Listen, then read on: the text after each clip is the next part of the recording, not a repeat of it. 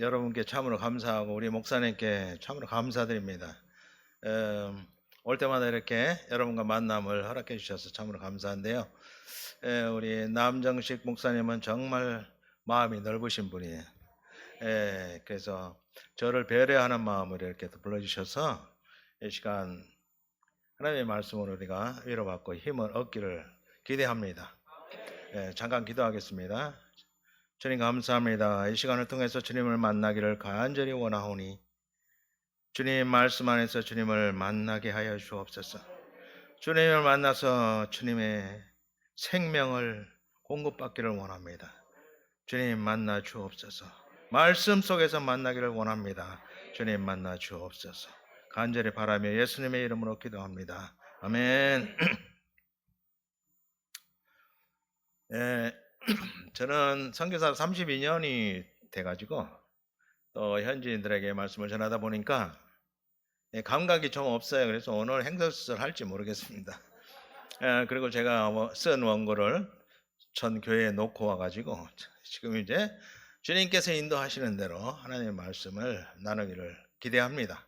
그래서 더욱더 주님을 기대합니다. 지금도 살아계셔서 성령으로 우리와 만나주시는 그 주님께서 오늘 말씀으로 우리와 만나주시기를 기대합니다. 선교사로 있는 시간들을 되돌아보면 주님의 인도하심으로 여기까지 왔구나 하는 것을 고백할 수밖에 없습니다.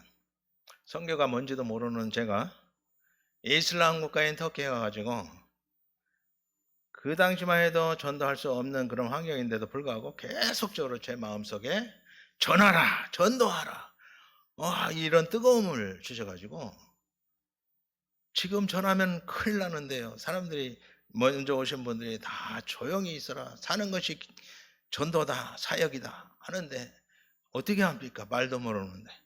그때 이제 성경을 통해서 전도하라, 그 말씀을 듣고 이 성중에 내 백성이 많다 하는 그 말씀과 함께 그 감동으로 이제 전도를 하기 시작했어요. 그래서 열심히 이제 하나님이 주신 힘으로 전도를 하다 보니까 이제 믿는 사람들이 생기게 되었어요. 한 10년쯤 그렇게 열심히 전도를 했어요. 전도하는 동안에 19번을 체포를 당해가지고 좀 어려움도 있었지만 결론적으로 저는 굉장히 기뻤습니다. 이렇게 사역을 하니까 힘을 주시는 것을 느꼈어요. 근데 이제 두 번째 10년은 이제 교회 개척했어요. 교회를 세 군데를 하게 됐는데 이 현지인들이 전혀 성경에 대해서 들어본 적이 없고 더군다나 예수라는 말조차 처음 듣는 사람들이에요.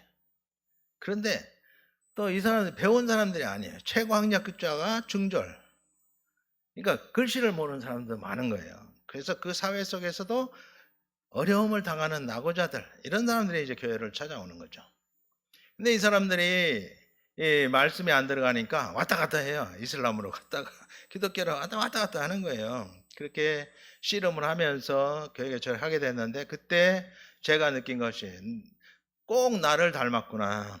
왜냐하면 저도 정말 말씀을 몰랐어요. 그리고 읽는 거를 싫어해요. 체질적으로. 그래서 성경 한 장 읽다 보면 졸음이 와버려요. 그러니까 성경 읽다가 이 말씀에 뭔가 딱 막혀버리니까 재미도 없죠. 너무 부끄러운데, 그러니까 성경을 모르니까 제가 구원이 왔다 갔다 해요. 어떤 때 열심히 사역을 하고 즐거움이 있을 때는 내가 구원받은 것 같고, 그렇지 않고 게을러지고 이러면 또 이러다가 천국도 못 가는 거 아닌가, 그 천국은 있기는 있는가, 이런 막 의심이 드는 거예요. 그런 상황 가운데서 이제 간절한 기도를 하게 됐습니다. 이들을 가르쳐야 되는데, 말씀으로 이들을 가르쳐야 되고, 그러면 먼저 내가 말씀 위에 서야 되는데 어떻게 하면 해결할 수가 있습니까? 저도 이제 복잡한 걸 싫어하기 때문에 가장 쉽고 짧고 재미있게 배울 수 있는 방법은 없는 겁니까? 라고 기도하는데 어느 날 딱 감동이 왔어요. 뭐라고 하셨을까요? 그것은 여행이다 하는 거예요. 여행. 가장 쉽고 짧고 재미있게 배우는 방법은 여행이다. 그래서 성경을 여행 코스로 이제 보기를 시작했습니다. 두 번째는 저희가 사는 터키에는 갑바도기아라고 있어요. 혹시 갑바도기아 갔다 오신 분이 계신가요? 갑바도기아에는 이 기독교를 핍박하는 시대에 종교의 자유를 위해서 자기 고향 전통을 다 버리고 갑바도기아로 몰려와서 땅 밑에 지하 도시를 형성하고 또 바위 속을 파가지고 밖에서 볼 때는 그냥 바위인데 비밀 통로를 통해서 이제 그 안에서 숨어서 살았던 곳이에요. 그러니까 그 사람들의 목적은 뭐냐면 신앙을 위해서, 오로지 신앙을 위해서 그곳으로 와서 살았는데 얼마나 그 갑바도기아라는 곳이 추운지, 여름에는 선풍기가 필요 없지만 겨울에는 정말 춥습니다. 난로를 아무리 피워도 지하 숙소가 있어가지고 한번 잡았는데 뼛속까지 그 찬기가 스며드는 그런 곳이에요. 그러니까 어린아이들이 많이 죽었습니다. 그리고 그곳에 박토기 때문에 뭐를 심어서 해먹을 수 있는 것이 거의 없어요. 그러다 보니까 그들의 주식은 빵, 소금, 물, 이 세 가지를 주로 먹으면서 살았다고 합니다. 그런데 그 사람들이 왜 그것을, 그런 좋은 고향이나 전통을 버리고 그곳에 와서 살았을까? 그곳에 살면서도 얼마나 은혜가 충만했는지, 그렇게 그냥 은혜 충만한 생활을 하면서 아침이 되면 오늘은 주님이 오신다, 저녁이 되면 내일은 꼭 오실 거야, 이런 주님에 대한 간절한 기대와 주님과의 깊은 교제 속에서 이렇게 영적으로 충만한 삶을 살았다는 거죠. 그것이 어떻게 가능했을까요? 우리는 이 성경책도 있고 다 읽을 수 있고 또 엄청나게 많은 성경 공부와 또 뒷받침해주는 그런 책들이 많음에도 불구하고 주님과의 만남이 없다는 게 가장 문제가 심각한 겁니다. 그들은 책도 읽지 못하고 책이 있지도 않고 그런 시대에도 이 말씀 속에서, 그들의 말씀을 묵상하는 속에서 주님과의 만남이 지속적으로 있었다는 거죠. 그래서 그 깨달음을 또 주님께서 주셔서 쉽고 짧고 재미있으려면 글로 또는 말로 하는 것보다 그림이다. 그래서 저는 그림을 그리면서 이제 그것을 하게 됐는데, 그 동굴에 보면 그림들이 있어요. 마태복음, 그러면 마태복음에 대한 그림이 아주 심플하게 있어요.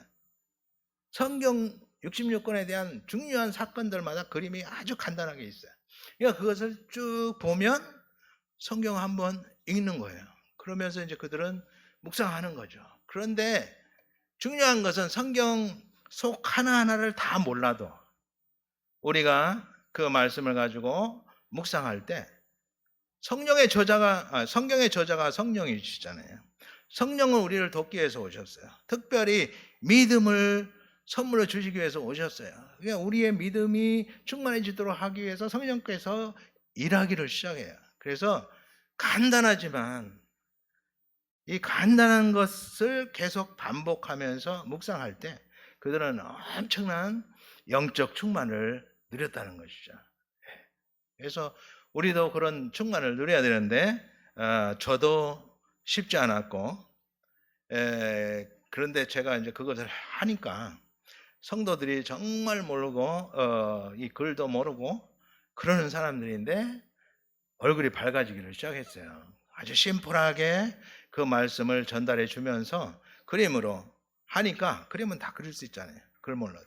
그래가지고 성경을 이제 묵상하기를 시작하고, 그것이 재미가 있으니까 이제 매월 1박 2일로 합석하면서 성경 말씀을 함께 배우고, 주일날도 이제 말씀을 마치고 나서 식사하고 나서 이제 한 사람씩 나와서 그것을 한번 연습을 해보고, 그러면 이제 좀 교정할 것은 교정을 해주고, 그러면서 점수가 95점쯤 되면 이제 너는 나가서 누구에든지 가르칠 수 있다, 이렇게 해주니까 이제 교회가 부흥하기를 시작했어요.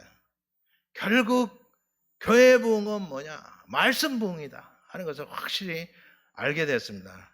사도행전은 사도들이 예수 그리스도의 대행자로 예수 그리스도의 십자가 부활을 전하면서 그리스도의 몸인 교회를 세운 초대교회 30년사입니다. 근데 거기에 보면은 아주 중요한 말이 중간중간마다 나오는데 그것은 바로 말씀이에요. 그들이 말씀과 기도에 전무하면서 그 말씀의 생명을 전달했기 때문에 초대교회는 은혜가 충만했어요. 그래서 사도행전 1장에서 7장은 사도들의 사역입니다. 사도들이 말씀으로 전도도 하고 성도들을 양육하는 사역이에요. 그런데 스데반 집사가 죽죠. 7장에서. 죽으면서 성도들이 다 흩어졌어요. 사도들 외에는 다 예루살렘을 떠나야만 했어요. 그런데 8장에서 12장까지는 성도들의 사역이에요.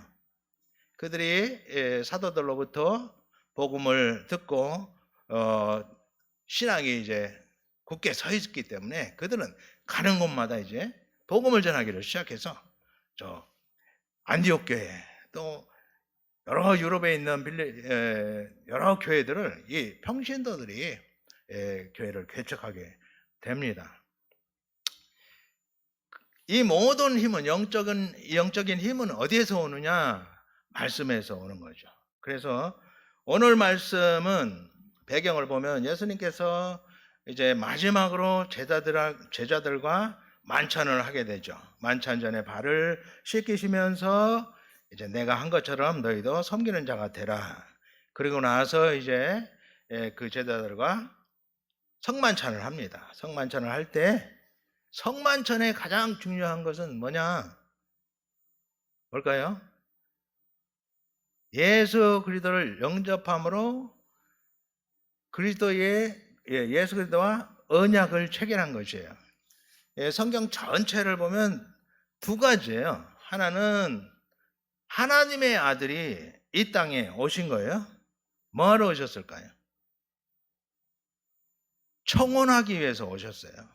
우리를 신부로 삼기 위해서 오셨어요. 그러면 청혼을 하려면 여기 여자분들께서 많이 있지만 청혼을 하려면 신랑이 믿음직해야 되죠. 내가 따라가면 행복하게 살겠다. 그것을 보여주기 위해서 예수님은 3년 동안 공생애를 사셔야만 했어요. 3년 동안 내가 바로 하나님이다. 어떤 병이든 다 고쳐주지. 죽은 자도 살려주지. 바람과 바다도 꾸짖으면 그대로 듣지. 엄청난 능력에 하나님의 능력, 신성을 계시해 주신 거예요.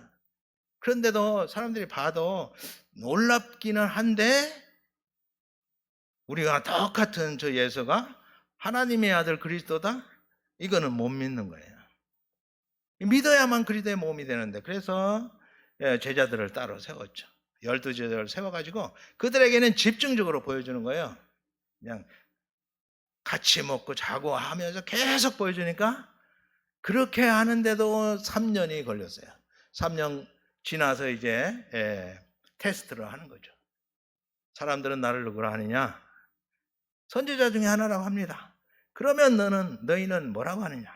그랬더니 베드로가 주는 그리스도시요 살아계신 하나님의 아들이십니다. 3년 공생애의 사역의 목표는 바로 이 신앙 고백을 받는 것이었어요. 신부를 구하러 오신 예수님께서 계속적으로 프로포즈를 하는 거죠. 청혼을 하는 거예요. 그래서 이제 우리가 신부된 우리가 믿음 고백을 한 거죠. 믿음 고백은 그를 신랑으로 받아들인 거죠. 그래서 우리는 지금 정혼한 관계가 된 거예요. 그래서 초림 예수님이 이 땅에 처음 오셨을 때는 신부를 구하기 위해서 오셨다. 신앙 고백으로 정혼을 한 관계가 됐기 때문에 이제 그리스도와 우리는 한 몸이 된 거예요. 그런데 우리가 죄 때문에 한 몸이 될 수가 없었어요. 왜냐하면 하나님의 거룩에 참여할 수가 없기 때문에. 그래서 우리의 죄를 제거해 줘야만 했어요. 그 죄를 제거하신 것이 바로 십자가죠. 그래서 십자가를 지시고 마지막 한 말씀이 다 이루었다. 이 땅에 보냄받은 예수님께서 이제는 인류의 죄를 다 짊어지시고 그리고 그 죄값을 형벌 받으심으로 이제는 다 이루었다. 너희는 무죄다. 너희의 죄값을 내가 다 치렀기 때문에 이제는 너희는 무죄다. 무죄 선고가 바로 다 이루었다. 원어로는 테텔레스타이. 하고 선포를 하신 겁니다. 그러면서 바로 이어지는 사건이 뭘까요? 바로 성소의 휘장을 찢으신 거예요. 이 성소의 휘장은 죄인이 감히 하나님 보좌 앞에 나갈 수가 없었어요. 나가면 바로 죽는 거죠. 그래서 굳게 닫혀 있었어요. 아담의 범죄로부터 하나님께 나가는 길이 굳게 닫혀 있었는데 예수님께서 죽으시면서 다 이뤘다 하시면서 숨이 끊어지자마자 그 증거를 휘장에 쫙 찢어진 거예요. 그 말은 이제는 하나님과 우리 사이에 막힌 담이 제거된 거예요. 이제는 하나님의 보좌 앞에 우리가 나갈 수 있게 된 거죠. 그래서 우리가 그리스도와 연합해서 이제는 무시로 하나님 보좌 앞에 나가서 그의 얼굴을 배웠고, 그리고 그로부터 주시는 생명을 공급받고, 그리고 그 말씀이 우리를 다스림으로 우리가 이 땅에 살지만, 이 험한 세상에 살지만 천국의 삶을, 이미 임한 천국을 누리게 하신 것입니다. 오늘 말씀은 이제 마지막으로 제자들에게 다락방 설교를 하세요. 다락방 설교를 하신 다음에 기도를 하시는 거예요. 예수님께서 기도를 하셔요. 그래서 그 기도를 보면은 제자들과 마지막 나눈 말씀은 33절에 보면 이것을 너희에게 이르는 것은 너희로 내 안에서 평안을 누리게 하려 함이라. 세상에서는 너희가 환난을 당하나 담대하라. 내가 세상을 이겼노라. 우리는 세상에 찌들어 살 필요가 없습니다.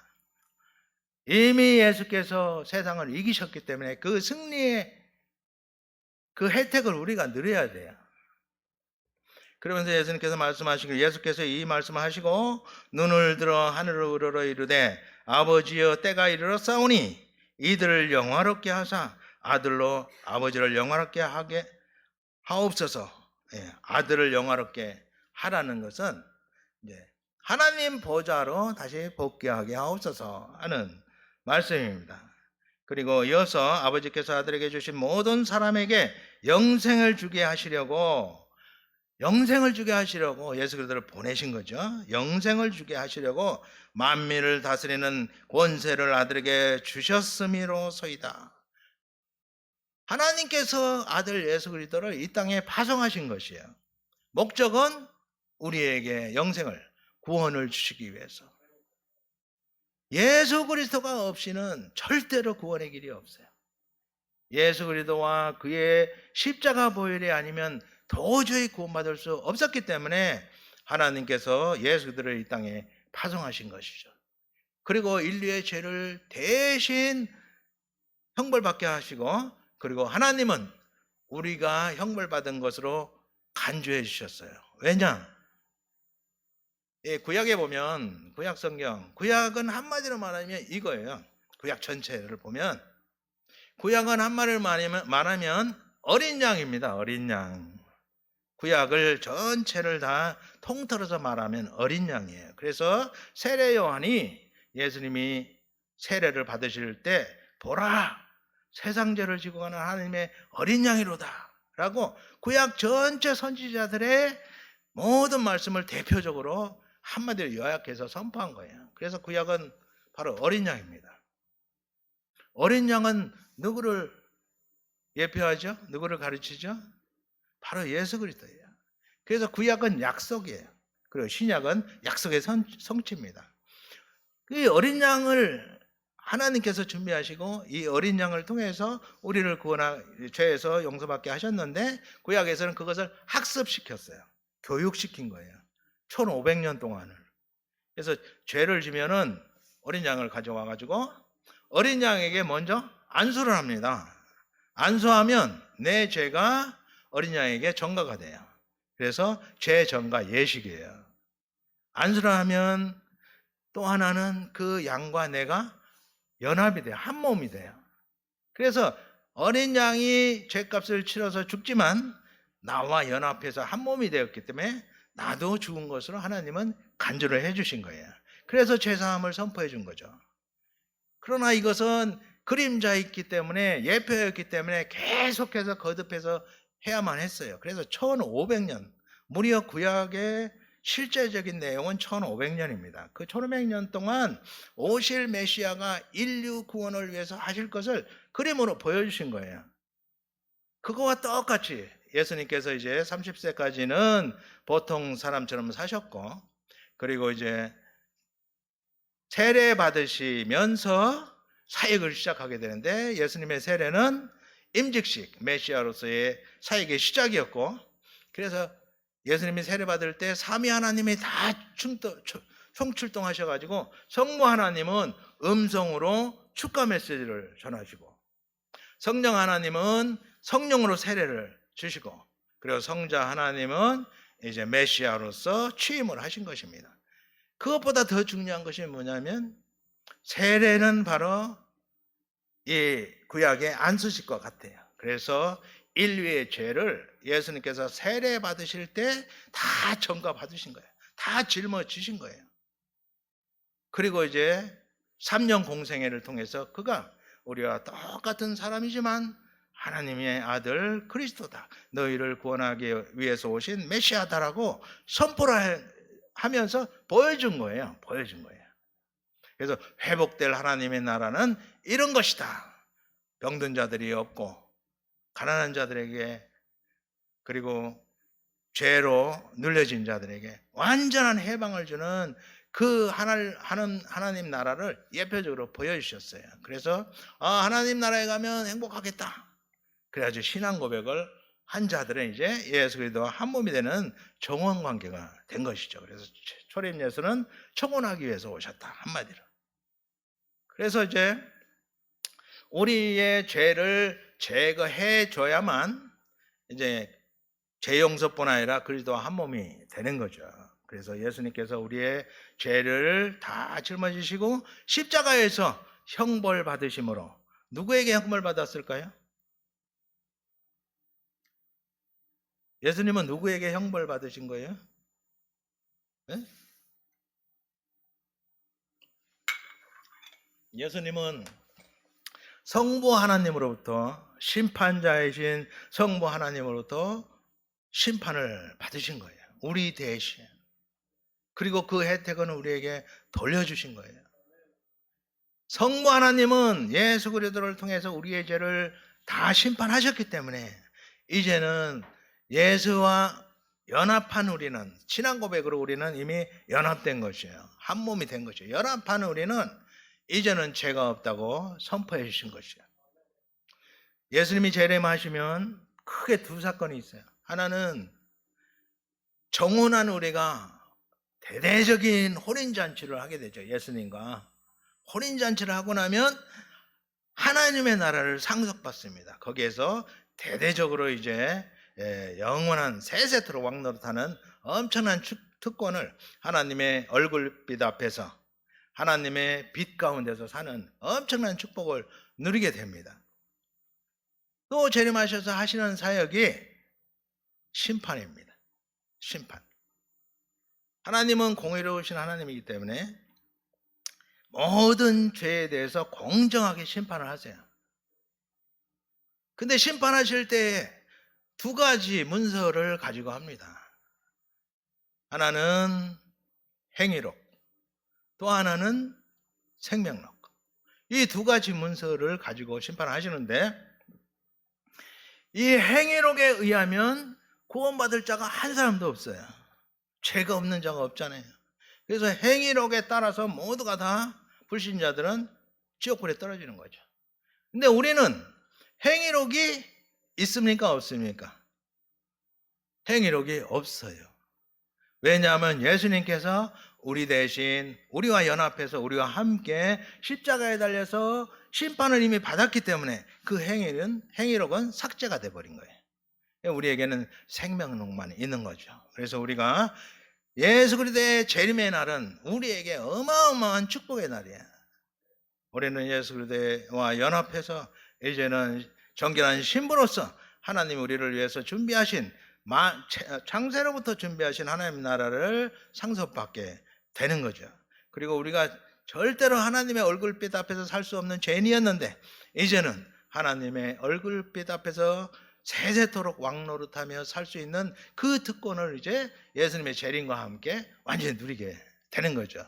그래서 불신자들은 지옥불에, 우리는 하나님이 예비하신 하나님 나라를 상속받는 엄청난 축복으로 이렇게 완전히 갈라지게 되는 것입니다. 오늘 말씀 이제 3절, 영생은 곧 유일하신 참 하나님과 그가 보내신 자 예수 그리스도를 아는 것이니이다. 영생이 뭐냐?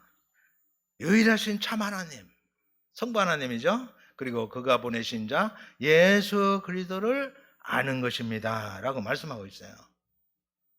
근데 우리가 얼마나 압니까?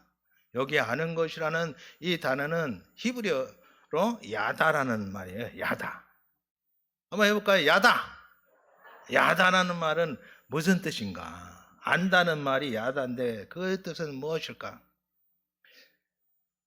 하나님과 우리는 관계 속에서 이제 하나님은 하나님이 되고 나는 그의 백성이 되고, 그는 나의 아버지가 되시고 나는 그의 아들이 되고, 그는 나의 신랑이 되시고 나는 그의 신부가 되고, 그는 나의 머리가 되시고 나는 그의 몸, 지체가 되었어요.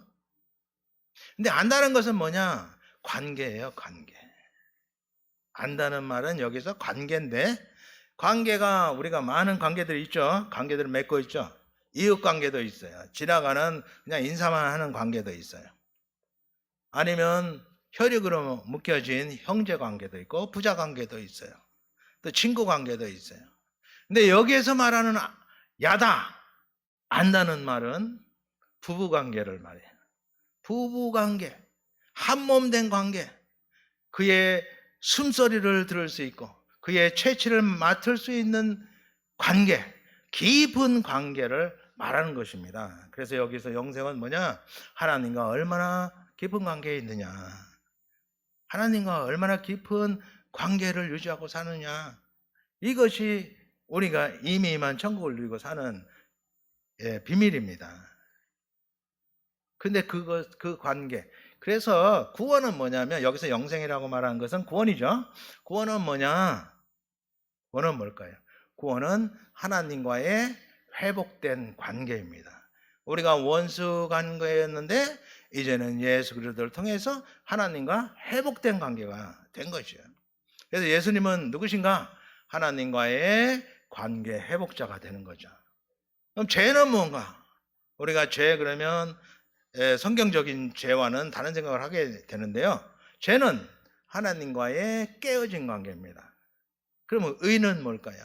의는 하나님과의 올바른 관계입니다. 그래서 이건 다 언약이란 말은 관계예요. 전혀 무관했던 하나님이 이제는 나의 하나님이 된 것이죠. 그래서 이 관계가 굉장히 중요한데, 예를 들어서 부부간에도 관계가 먼 사람도 있고 가까운 관계도 있잖아요.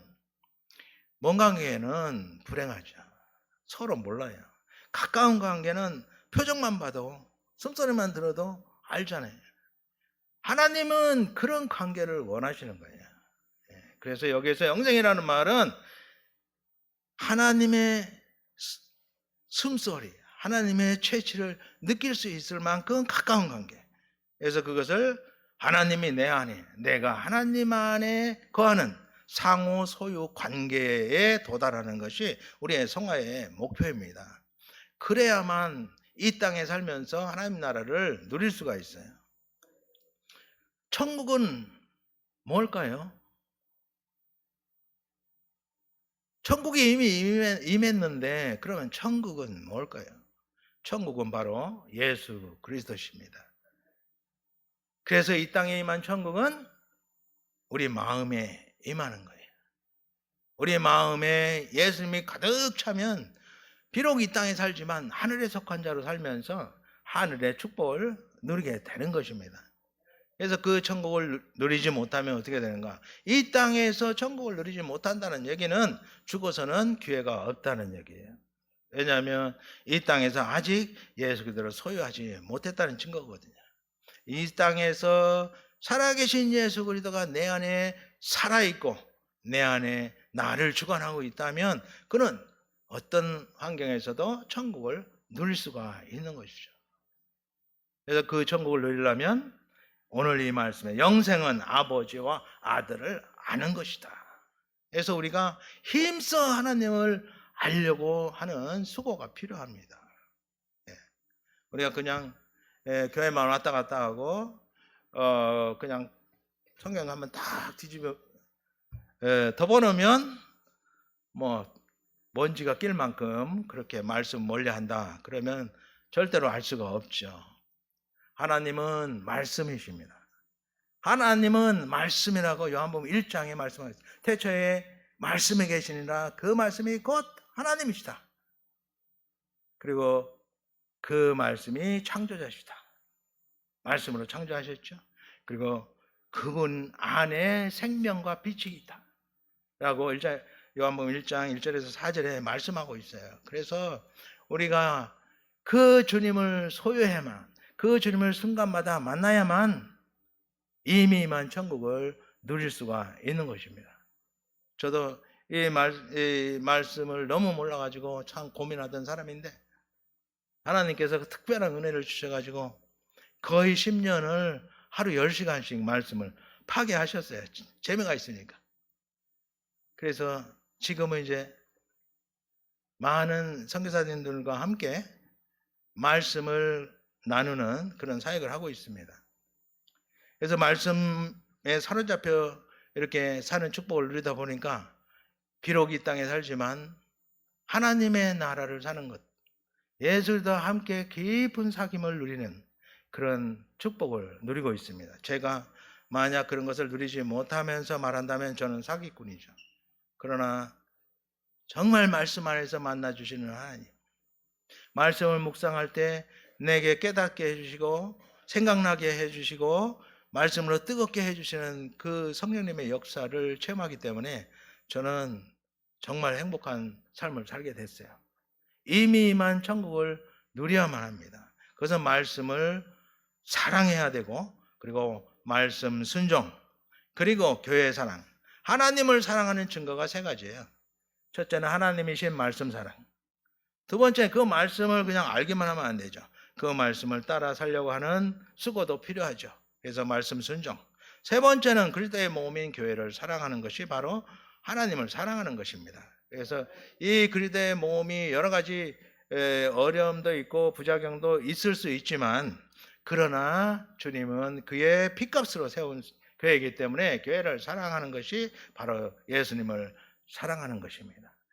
그리고 말씀을 사모해야 돼요. 목사님께서 귀한 말씀을 주실 때 그 말씀을 거기서 듣고 끝나면 안 돼요. 그 말씀이 내 안에 살아있도록 해야 되는 것이죠. 그런데 이 한국의 목사님들은 너무 설교 준비를 많이 하다 보니까 너무 힘들어요. 저도 이렇게 할 수 있었던 것은 나는 딱 끊었어요. 나에게 전화하는 사람은 오후 4시 이후에 하라. 오후 4시 이전까지는 내가 말씀으로 준비하고 내가 서야 나로부터 흘러서 너희들에게 생명의 말씀이 전해지기 때문에 오후 4시까지는 나에게 가급적이면 아주 급한 일이 아니면 연락도 하지 마라. 이렇게 했어요. 목사님들이 또 그렇게 설교 준비를 하시면서도 또 힘든 것이 뭐냐면 시간이 없어요. 그러니까 가능하면 뭐 제가 한 것 같이 다 누릴 수는 없지만 적어도 3시까지는 오전 시간은 말씀에 집중할 수 있도록 3시까지는 방해를 하지 말고 3시 이후에 우리가 이제 또 공부만 하루 종일 할 수가 없잖아요. 한 3시까지 하면 어느 정도 되는 것 같아요. 그 다음에 이제 말씀을 정리하고 또 삶 속에서 적용하고 하는 일이기 때문에 3시 이후에는 이제 급한 일들은 연락도 하시고 또 초대도 하시고 그러지만 3시 이전까지는 말씀에 집중을 해야 됩니다. 그래서 말씀과 기도에 전무하도록 배려를 해줘야 그 혜택이 여러분께 다 가게 되는 거죠. 오늘 여성교회 헌신 예배인데 얼마나 여성교회들이 성도님들의 수고를 많이 하는지 몰라요. 이 한국교회만큼 참 교회를 사랑하는 그런 것도 없는 것 같아요. 올해는 터키 교회를 저희가 개척했지만 이 식사 준비를 거의 우리가 했어요. 근데 이제 말씀을 좀 크니까 돌아가면서 이제 식사 준비도 하고 이렇게 섬기는 일들이 이루어졌는데 한국 교회는 얼마나 여선교회의 활동이 활발한지 몰라요. 다 그것이 뭐냐면 하나님 앞에 상급을 쌓는 것이에요. 하나님은 상급도 공의로운 하나님의 상급이 그냥 주어지는 게 아니고 하나님의 공의로운 그 대가 지불이에요. 우리가 구원은 예수의 십자가로 값없이 은혜로 받았지만 상급은 공정하게 우리가 주를 위해서 헌신한 것에 대한 보상입니다. 하나님은 공의로우세요. 그래서 내가 하나님을 위해서 뭔가 한 것이 없으면 받을 상급도 없는 거죠. 그러나 우리가 주를 위해서 주의 이름으로 한 모든 것에는 보상이 있다. 그래서 주의 이름으로 물 한 그릇 대접한 것도 그 상을 잃지 않는다고 말씀하셨어요. 그래서 특별히 여성교회의 사역은 전도, 섬김, 그 이상도 있겠지만 이것은 다 여러분에게 상 주시기 위해서 주신 것이기 때문에 감사함으로 기쁨으로 그렇게 하시면 여러분에게 죽어서 상급 받는 게 아닙니다. 이 땅에서 상급을 100배나 주신다고 약속을 하셨어요. 그리고 영생을 얻지 못할 자가 없다고 말씀하셨어요. 그래서 주를 위해서 헌신하면 주님도 받으셨는데 가만히 있으면 안 되죠. 억울하죠. 그러면 주님께서 공정한 보상을 해주시는데 그것이 상급이에요. 이 땅에서도 받고 영생으로도 받고 그 상급을 충만히 누리시는 여러분 되시기를 바랍니다. 기도하겠습니다.